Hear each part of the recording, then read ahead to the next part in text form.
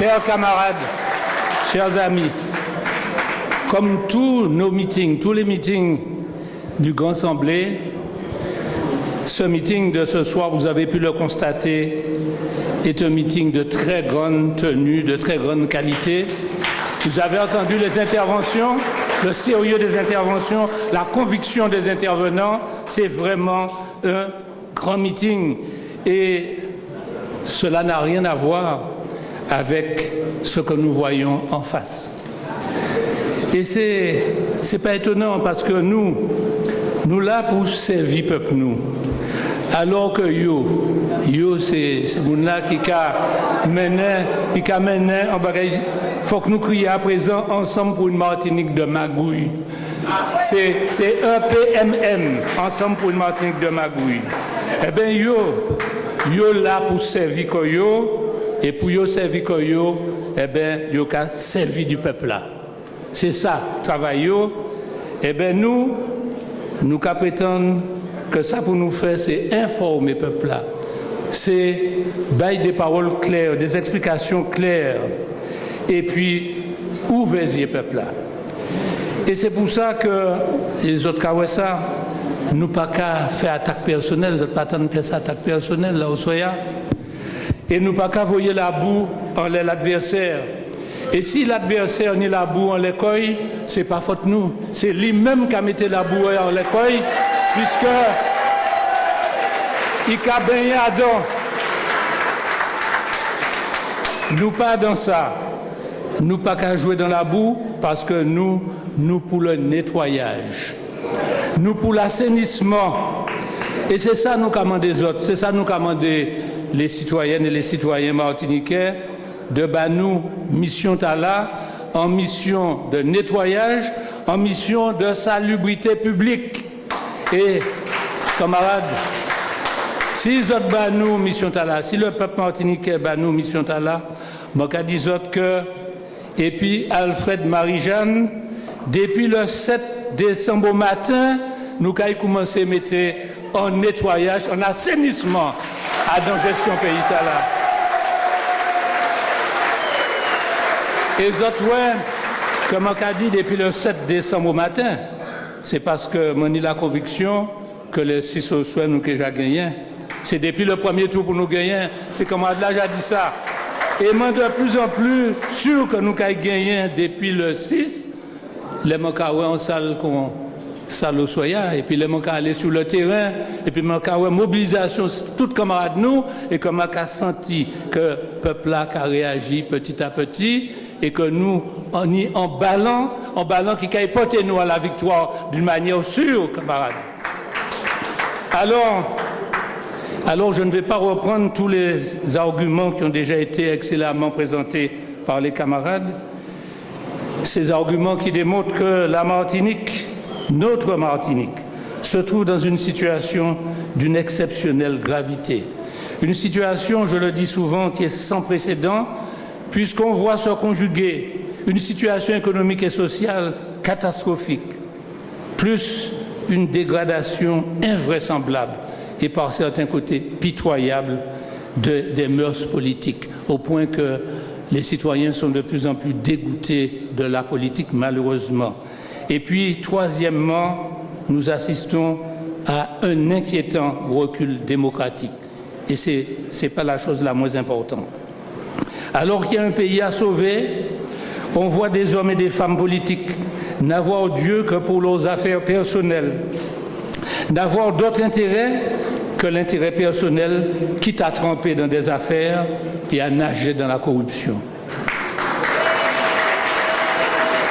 Alors qu'il y a un pays à sauver, on voit des hommes et des femmes politiques pour qui seul compte le pouvoir, et pas seulement l'exercice du pouvoir, camarades, mais la jouissance du pouvoir.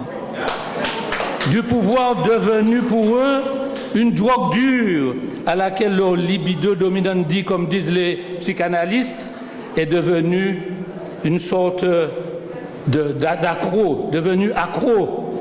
Il n'est plus possible de laisser les choses continuer ainsi. Je pense que vous en êtes convaincus. Il est urgent d'impulser par conséquent un radical et salutaire changement. Le peuple, d'ailleurs, le ressent dans sa vie quotidienne, dans ses difficultés de tous les jours. Le peuple, il se rend bien compte que la Martinique va mal. Alors, c'est vrai que dans sa majorité, nous voyons, dans une grande majorité, les citoyennes et les citoyens souhaiter un vrai changement, souhaiter le changement que nous proposons. Mais c'est vrai aussi qu'il y a encore beaucoup trop de citoyennes et de citoyens qui, victimes du matraquage médiatique éhonté que nous savons, se demandent si un changement est vraiment possible. Notre responsabilité, par conséquent, elle est de les convaincre qu'il n'y a pas de fatalité. Il ne faut pas continuer à laisser faire croire que les choses ne peuvent pas changer. Il faut leur faire comprendre que toutes les politiques ne se valent pas et que tous les hommes et toutes les femmes politiques ne se valent pas non plus. Ce soir, beaucoup a déjà été dit pour alimenter cette conviction-là. Et ce que je souhaite d'ailleurs, c'est que vous toutes et tous, vous alliez répercuter tout ce que vous entendez, toutes les informations que nous vous apportons.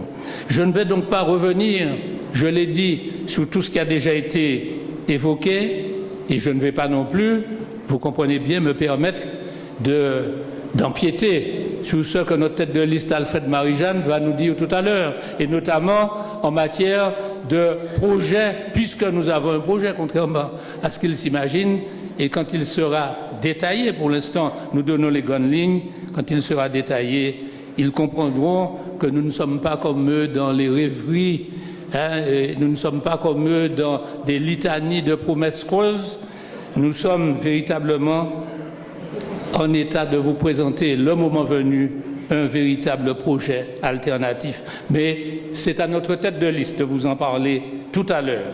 Alors vous me permettrez de simplement vous apporter quelques informations sur la situation du Conseil général de la Martinique. Alors si je veux vous parler du Conseil général de la Martinique, ce n'est pas parce que j'ai présidé pendant une vingtaine d'années cette collectivité, ce n'est pas parce que j'aurai une sorte de regard un peu subjectif à ce sujet, pas du tout. C'est à cause de ce que vont représenter dans la nouvelle collectivité les compétences, le budget, le patrimoine et le personnel de l'actuel Conseil général. Et je pense qu'on ne le sait pas toujours suffisamment.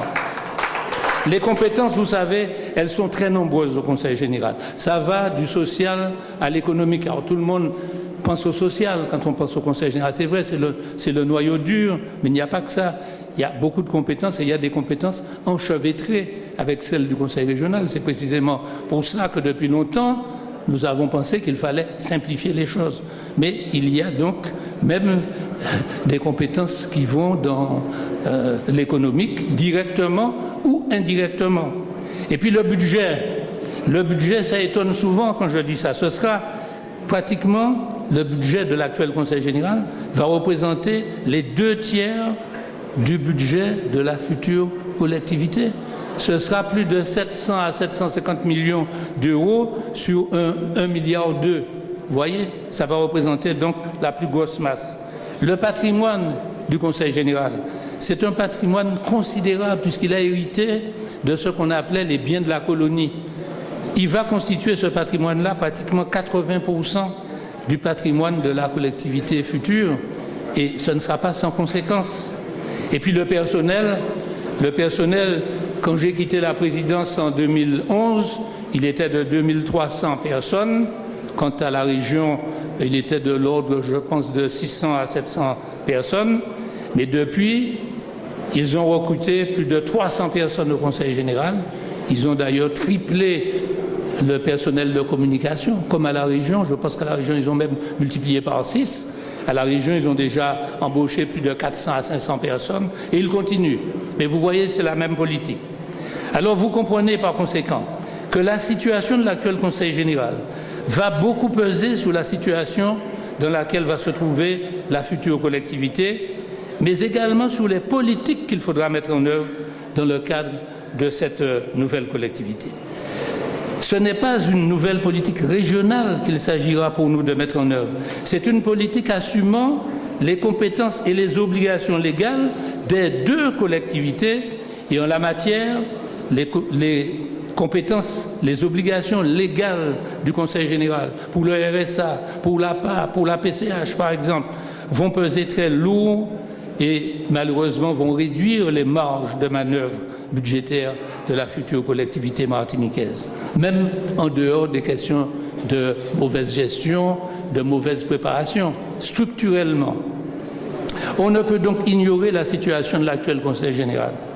Et il faut d'autant moins l'ignorer que ce Conseil général est mené depuis 2011 par la même majorité EPMN qui s'est, comme à la région, attribué le label, vous savez, le label qu'il croyait certainement flatteur de nouvelle gouvernance, sauf que nouvelle gouvernance n'implique pas, comme certains ont pu le croire, nouveau projet politique. Et de fait, rapidement, ils ont fait la preuve que pour eux, nouvelle gouvernance ne signifiait pas autre chose que nouvelle équipe de gouvernants. Et cette nouvelle équipe de gouvernants, en fait, son ambition, c'était de simplement changer les méthodes de gouvernance, non pas en innovant dans ce domaine-là, mais tout simplement en appliquant là aussi le même cocktail qu'ils ont appliqué, mis en œuvre ailleurs, depuis la région jusqu'à la ville de Fort-de-France, en passant par la CACEM, différentes SEM, etc. Et ce cocktail, c'est mauvaise gestion, mise sous contrôle politique du personnel et communication à outrance avec comme principe la communication prime l'action. Ce n'est pas la peine de faire, il s'agit de faire croire que l'on fait. Lorsqu'on met un panneau, nous, quand on mettait des panneaux, ici, il y aura telle chose. C'est qu'il y avait déjà un chantier de commencer. Maintenant, quand vous avez un panneau, la région réalise quelque chose, vous passez et vous cherchez quoi? Il n'y a rien. Ou le Conseil général, c'est pareil. C'est leur technique. Le plus souvent, il s'agit de faire croire, et faire croire, c'est plus important que faire. Alors, qu'est-ce que ça a donné depuis 4 ans au Conseil général? Eh bien, mes camarades, ça a donné une désorganisation systématique des directions et des services. Ils ont tout chamboulé. Ils l'ont fait pourquoi? Pour donner le sentiment qu'ils apportaient du changement. Il fallait bien faire croire qu'on faisait quelque chose. Ensuite, pour faire croire que tout ce qui était avant était mauvais, évidemment, depuis des années. Ils ont même oublié que pendant pas mal d'années quand même, ils étaient membres de la majorité qui menait la politique et qui avait organisé le Conseil général. Il y en a qui ont même oublié qu'ils ont eu des responsabilités et au plus haut niveau. Mais c'est comme ça. Il fallait faire croire que tout était mal avant. Et puis aussi, c'est pour assurer de manière insidieuse une véritable chasse aux sorcières, parce qu'il n'y a pas eu soi-disant de chasse aux sorcières. Mais comme on a chamboulé tous les services, ça a permis d'enlever celui-ci, de mettre celui-là. Alors on a nommé, on a fait des promotions politiques. Et d'ailleurs, on a tellement fait de promotions politiques que le Conseil général bat les records de directeurs généraux adjoints, c'est-à-dire des généraux, c'est-à-dire que c'est une collectivité qui commence à ressembler à l'armée mexicaine de l'époque, vous savez, hein, avec beaucoup de généraux et pas suffisamment de troupes.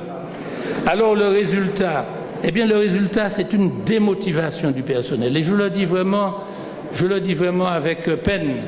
C'est tous les jours que je reçois des appels du personnel, même ceux qui avaient quelquefois pensé qu'avec un changement, il y aurait peut-être des choses qui viendraient embellir l'ordinaire. Et en réalité, jamais, entendez-moi, le Conseil général n'a connu un personnel dans un tel mal-être. Vous tous, vous devez entendre ça. Jamais le Conseil général n'a eu autant de personnes en arrêt de travail, autant de personnes déprimées, autant de personnes en dépression. Et vous pouvez discuter avec un certain nombre de médecins, de psychiatres, ils vous diront qu'ils sont étonnés. Il y en a même qui pensent faire une étude là-dessus. C'est une situation de démotivation. Et pourquoi, camarades? Parce qu'en fait, un personnel qui était assez fier de sa maison. Parce que, ce n'est pas pour nous vanter, mais la politique que nous avons menée, elle était reconnue. Le Conseil général a eu au moins 6 ou 7 prix territoriaux, dont un prix territorial d'or. Il était reconnu à l'extérieur.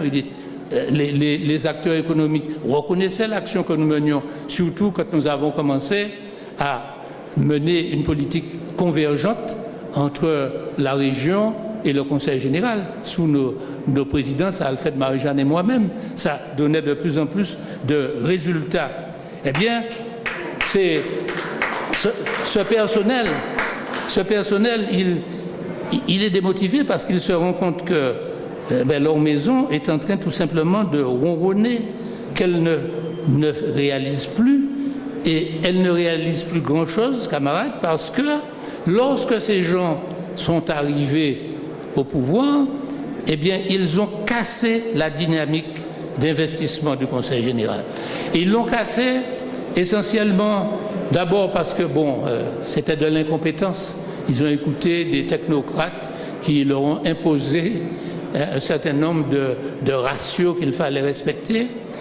Et ils l'ont fait aussi pour faire croire qu'il y avait des difficultés. Vous savez que le président de région actuel a eu le culot, lui, qui n'a pas tout laissé du déficit et du surendettement, il a eu le culot de dire que j'avais laissé le Conseil général en faillite.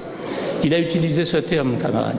Alors que, heureusement pour moi, la Chambre régionale des comptes a examiné pendant plus de 6 mois, juste l'année avant mon départ, c'est-à-dire l'année 2010. Je suis parti en avril 2011. La Chambre régionale a examiné de manière approfondie les comptes du Conseil général et a donné un rapport qui me donnait toute satisfaction. Et ce rapport était tellement satisfaisant pour moi et l'équipe, bien entendu, qui a mené le Conseil général avec moi, et était tellement ennuyeux pour eux, compte tenu de ce qu'ils avaient dit, qu'ils ont essayé, contrairement à la loi, de ne pas lire le rapport, de ne même pas le présenter en plénière. Il a fallu que j'écrive avec menace à l'appui à la présidente du Conseil général pour l'obliger à faire venir le rapport en plénière. Et depuis ça, ils sont dans l'incapacité de venir raconter que nous avions des difficultés. Alors, ils ont cassé, comme je vous le dis, ils ont cassé ce budget d'investissement. Dès qu'ils sont arrivés, ils ont fait un abattement de 20 millions d'euros. Et ensuite, ils n'ont même pas consommé le petit emprunt qu'ils avaient souscrit. Et puis, ils ont continué à faire une politique à la petite semaine en matière d'investissement, en prétendant qu'ils étaient en train de réduire l'encours de dette. Alors effectivement, je vais vous dire, un conseil général, ce n'est pas comme la région. Son budget social est tel, ses actions sociales sont telles qu'il est extrêmement difficile qu'en même temps il puisse investir pour équiper sans recourir à l'emprunt. C'est impossible, structurellement. En plus, nous avons connu au Conseil général des aléas en 2007, notamment Dine et le tremblement de terre de 2007, qui nous ont obligés à emprunter pour faire face. Parce que le patrimoine, je vous l'ai dit, étant considérable, si nous ne l'entretenons pas, si nous ne le maintenons pas à niveau, eh bien, c'est pire que d'emprunter, puisqu'à ce moment-là, nous laissons à plus tard des choses qui vont se dégrader de plus en plus et qui, par conséquent, vont entraîner ce qu'on appelle un endettement différé. Ce que nous ne faisons pas aujourd'hui, il faudra le faire, mais en pire, puisque tout va coûter beaucoup plus cher. Et ça, j'ai essayé de leur expliquer ça, et il n'y a rien eu à faire. Ils ont continué une politique d'investissement trop faible, et c'est ce qui explique qu'aujourd'hui, beaucoup de petites entreprises se plaignent. Toutes ces entreprises que nous faisions vivre dans le cadre du maintien à niveau de notre patrimoine, ne serait-ce que sur les 631 kilomètres de routes départementales, avec plusieurs milliers d'ouvrages d'art, vous imaginez tous les travaux qui sont destinés à des entreprises, quand en plus, on sait, comme nous l'avons fait, faire de l'allotissement, on sait gérer les marchés publics en toute légalité, de telle sorte que les petites entreprises et les moyennes entreprises trouvent leur compte. Eh bien, aujourd'hui, non seulement à cause de leur politique, ils ont mis en difficulté énormément de petites entreprises martiniquaises, mais en plus, ils vont, et j'ai averti solennellement là-dessus plusieurs fois, ils vont transférer à la nouvelle collectivité, pas seulement de l'endettement, pas seulement des engagements, un peu comme à la région, ils ont des tas d'engagements sur combien d'années, mais ils vont transférer un patrimoine qui depuis 4 ans n'est pas maintenu à niveau. Je ne dis pas n'est pas entretenu, il y a l'entretien, c'est une chose. Le maintien à niveau, c'est des travaux qu'il faut faire. Si vous ne faites pas de travaux pour maintenir un pont en état, eh bien, des piliers peuvent s'effondrer. Sous une route, les bus qui passent, si vous ne les entretenez pas, elles vont s'effondrer.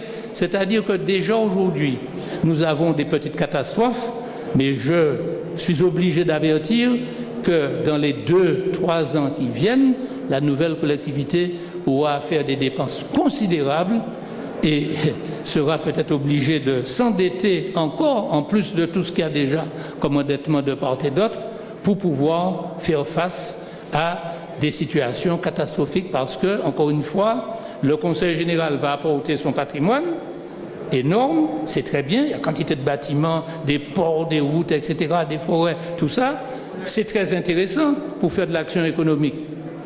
Mais en même temps, si on a laissé ça se dégrader, c'est un problème pour demain, un problème qui peut être extrêmement grave. Eh bien voilà, mes chers camarades, ce que je tenais à vous dire, c'est peut-être un peu aride d'évoquer ces aspects-là, mais je crois que c'est très important. Je tenais à vous dire cela sur une question sur laquelle il faut que nous soyons tous armés pendant cette campagne électorale.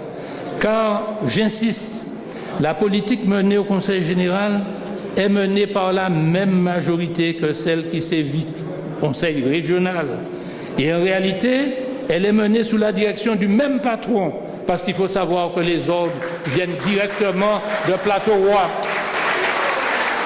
Et d'ailleurs, il faut savoir que le patron de Plateau-Roi est allé jusqu'à faire voter un amendement à l'Assemblée nationale, d'ailleurs dans une procédure qu'on appelle un cavalier budgétaire, une loi qui n'avait rien à voir avec cette question-là. Il a déjà fait voter le fait que la directrice générale des services de la région va être la directrice générale des services de la future collectivité, sans même se préoccuper du fait que le directeur général des services du Conseil général est un sous-préfet martiniquais qui est sur le plan hiérarchique, est au-dessus, mais ça signifie que si nous en doutions, la politique qu'il mène, c'est une politique de mise sous tutelle de l'administration départementale, ce qui fait que les meilleurs de nos directeurs, de nos administratifs et de nos techniciens sont amenés à envisager de partir. Il y en a qui m'ont déjà dit qu'ils vont partir.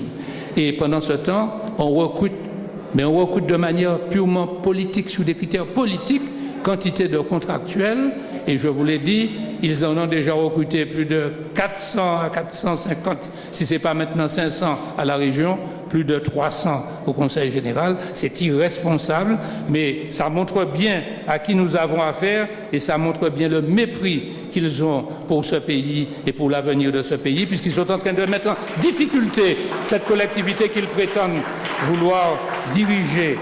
Eh bien, mes chers amis, il fallait que vous sachiez tout ça.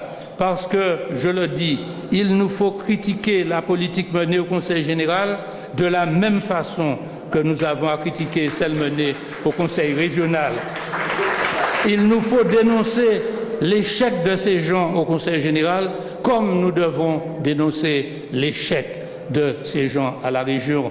Il nous faut aussi, pendant cette campagne, mettre en parallèle cette politique qu'ils mènent dans les deux grandes collectivités avec la politique que nous avons menée Alfred Marie-Jeanne et moi-même, et je le dis sans forfanterie. Et quand je parle des politiques que nous avons menées, il y a bien sûr les politiques économiques, sociales, culturelles, etc. Mais je tiens aussi à mettre l'accent sur tout ce qui a trait à la gestion, et dans ce domaine-là, tout ce qui a trait à la probité, à l'honnêteté dans la gestion. C'est pas la gestion, c'est pas seulement de la technique. Et je tiens à insister sur tout ce qui a trait à la pratique démocratique, et notamment dans une assemblée, quelle qu'elle soit, au respect de l'opposition. Eh bien, sur ce plan-là, mes chers amis, je crois sincèrement que Alfred Marie-Jeanne et moi-même, nous n'avons pas démérité, nous n'avons pas laissé de mauvais souvenirs, et il y en a même, je le dis sans fausse modestie, il y en a même qui pensent que nous avons quelque peu servi d'exemple. En définitive, camarades, par quelque côté que l'on prenne les choses, entre nous et eux, je crois qu'on peut dire selon la formule classique, il n'y a décidément pas photo. C'est ça. C'est pourquoi je suis profondément convaincu que le peuple saura faire le bon choix, tellement les choses sont évidentes quand on prend le temps de les examiner. Il le fera, ce bon choix, d'autant plus vite et d'autant plus massivement que nous saurons porter à sa connaissance toutes les informations et tous les arguments que nous possédons, nous essayons de vous transmettre. Alors, à nous de faire ce qu'il nous revient de faire, amplifier encore notre mobilisation. Elle est très belle salle ce soir. Chaque fois que nous nous réunissons, c'est comme ça. Partout, mais il faut encore amplifier cette mobilisation. C'est aussi accentuer notre détermination et notre combativité. Et ce n'est pas ici que je vais insister sur combativité dans ce haut lieu de lutte populaire. Il faudra que nous soyons extrêmement combatifs face à ceux d'en face qui utilisent toutes les méthodes possibles et imaginables pour s'accrocher au pouvoir. Et puis, et c'est pour moi essentiel, il nous faudra garder ce que j'appelle l'esprit du grand assemblée, cet esprit qui nous a réunis et qui fait que nous sommes réunis depuis déjà 2008, camarades. Nous avons appris à être ensemble. C'est la première fois dans l'histoire de la Martinique qu'un tel rassemblement se maintient, continue, va de l'avant et progresse et amène le pays vers autre chose que le recul. En tout cas, je dis que si nous continuons comme ça, eh bien nous bas Alfred Marie-Jeanne et puis la liste du Grand Assemblée en magnifique, en éclatante victoire. Et comme ça, nous ouvert en voie d'avenir, en voie d'espérance pour le pays noir.